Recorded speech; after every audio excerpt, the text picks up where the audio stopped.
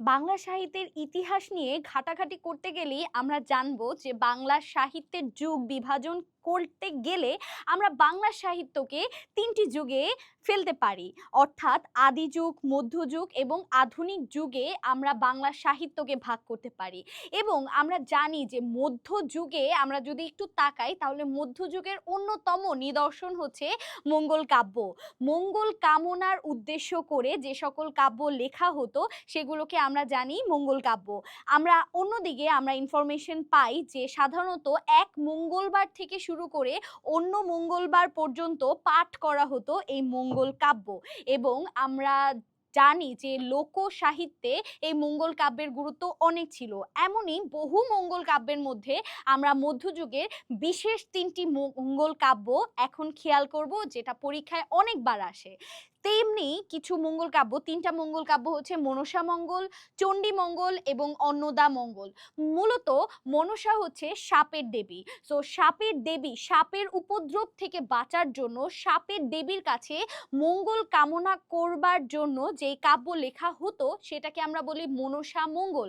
তো মনসা মঙ্গল অনেকগুলোই রচনা করা হয়েছে। এই মনসা মঙ্গলের মধ্যে বেস্ট অর্থাৎ শ্রেষ্ঠ কবি ছিলেন হচ্ছে কবি বিজয়গুপ্ত। অর্থাৎ কবি বিজয়গুপ্তের মনসা মঙ্গল ছিল প্রাচীন যুগে মনসা মঙ্গলের মধ্যে সবচেয়ে শ্রেষ্ঠ। এই মনসা মঙ্গলের চরিত্রগুলো যদি দেখি তাহলে ডেফিনেটলি সেখানে মনসা দেবী থাকবে।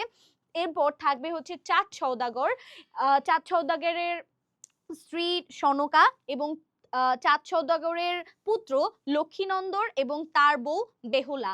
অর্থাৎ মনসা চাঁদ সওদাগরের হাতে স্বর্গের দেবী মনসা তিনি মর্তলোকে ভূপৃষ্ঠে তিনি দেবী রূপে কিন্তু প্রতিষ্ঠা পেতে চেয়েছিলেন। তার জন্য তিনি চেয়েছিলেন চাঁদ সওদাগরের হাতে পূজা পেতে, যার জন্য তিনি কিন্তু একে একে চাঁদ সওদাগরের 6টা পুত্রকেই সাপ দংশন করেছিল। এবং সপ্তম পুত্র লক্ষ্মীনন্দরকে যখন মনসা সাপ দংশন করে তখন কিন্তু বেহুলাই এই লক্ষ্মীনন্দন তার স্বামীকে বাঁচিয়ে নিয়ে আসে। সো এই কাহিনী আমরা দেখতে পাই মনসা মঙ্গলে। অপরদিকে আমরা যদি চণ্ডী মঙ্গলের দিকে দেখি, যে আমাদের কিন্তু কালী, দেবী কালী, এই দেবী কালীরই একটা অপর নাম হচ্ছে চণ্ডী। অর্থাৎ দেবী দুর্গা যখন ভয়ানক রূপ ধারণ করে তখন সেই দেবীকে বলা হয় চণ্ডী। এবং চণ্ডী দেবীর নিকট যখন আমরা মঙ্গল কামনা করতাম তখন সেটাকে আমরা বলতাম চণ্ডী মঙ্গল। এই চণ্ডী মঙ্গলের শ্রেষ্ঠ কবি হচ্ছে মুকুন্দ রাম চক্রবর্তী। আমরা যদি দেখি চণ্ডী মঙ্গলের উল্লেখযোগ্য চরিত্রগুলো কি কি ছিল তাহলে হচ্ছে কালকেতু, এই বানানটা একটু ঠিক করে নিতে হবে, কালকেতু, ফুল্লরা, এরপর হচ্ছে ধনপতি, ভারুদত্ত এবং মুরারি শির। এদিকে আমরা একটু দেখি যে অন্নদা মঙ্গল। অন্নদা হচ্ছে ভাতের দেবী, অর্থাৎ খাদ্য যে দেয়। তাহলে অন্নদা মঙ্গল হচ্ছে রিজিক, অর্থাৎ আপনার যে খাদ্য নিশ্চিতকরণ করবে যে দেবী, সেই অন্নপূর্ণা দেবী। দেবী অন্নপূর্ণার কাছে আমরা যে মঙ্গল কামনা করি সেটা হচ্ছে অন্নদা মঙ্গল কাব্য। এবং এই অন্নদা মঙ্গল কাব্যটি লিখেছেন আমাদের বিখ্যাত মধ্যযুগের শ্রেষ্ঠ এবং সর্বশেষ কবি ভারতচন্দ্র রায় গুণাকর।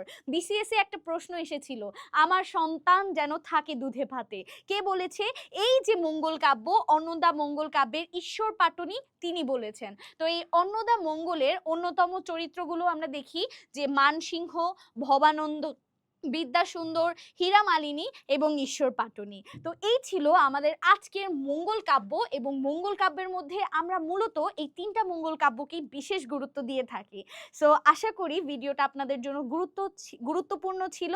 সো আপনারা এটা থেকে মঙ্গল কাব্যগুলো পড়ে ফেলবেন।